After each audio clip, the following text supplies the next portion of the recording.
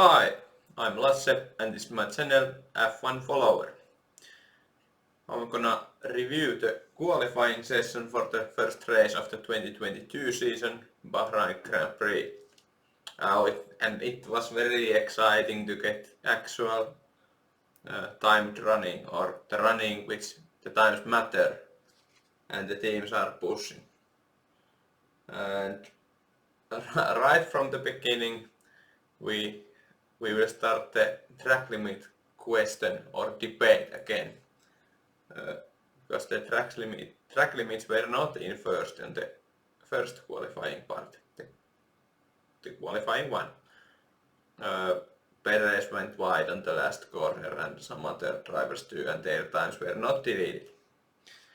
But it didn't matter in the end.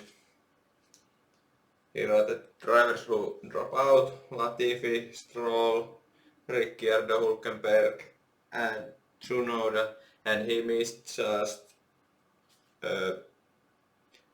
24 thousandths of a second from Albon in Williams. So both of the Aston Martins out right away, and one Williams, one Alpha Tauri, and Ricciardo on McLaren. Ricciardo ran 3 times with new tires and he was just nowhere. But also Lando Norris was not very fast, so the car doesn't look promising for McLaren at this point of the season. But this is just the first session, first qualifying, but you get as much point here now than later on the season each race. So it's good to do well now rather than not. And the second qualifying session, the Q2. And now the track limits were enforced. Some drivers, Guan Yu Zhou lost his best time. It didn't matter. He would have been like 14, now he's 15.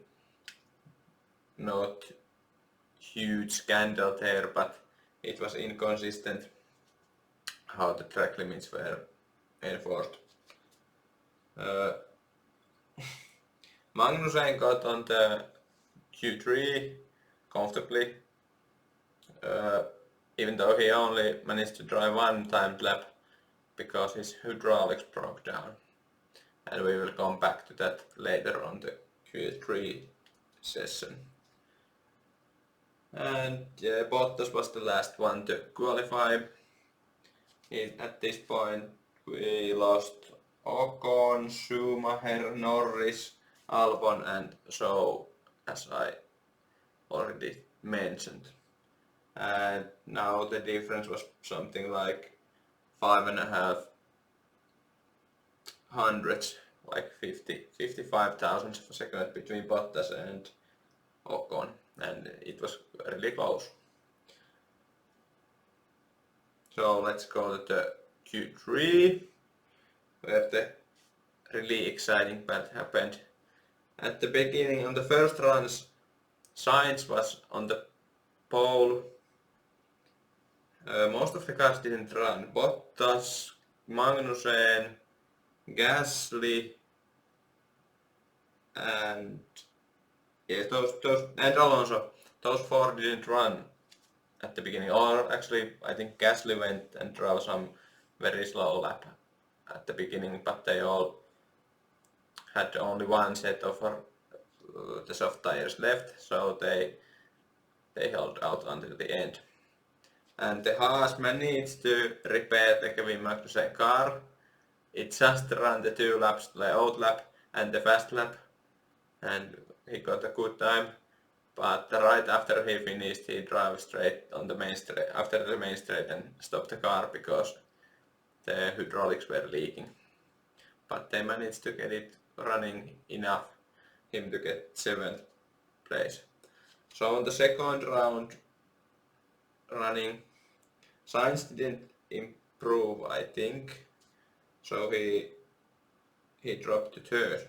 But his teammate Leclerc got the pole, and the time was 1:30.558, which is like 1.5 seconds slower than last year pole position, which was 1:28.997 from Verstappen. So these cars are at this moment something like 1.6% slower than the last year cars. But it depends also on the track. If there's a lot of very fast corners, this car will be faster, but on the slow corners, this car will be slower than last year cars. And on the straights, I think it's pretty much even. So those three, Leclerc, Verstappen, Sainz, they fight for the pole, and Leclerc won, and Verstappen just managed to squeeze to the second place, winning Sainz by 4,000 of a second. Perez was quite a bit apart from them, not really fighting for pole, 3.5 tenths away, and Mercedes is not fighting for win this weekend if nothing extraordinary doesn't happen.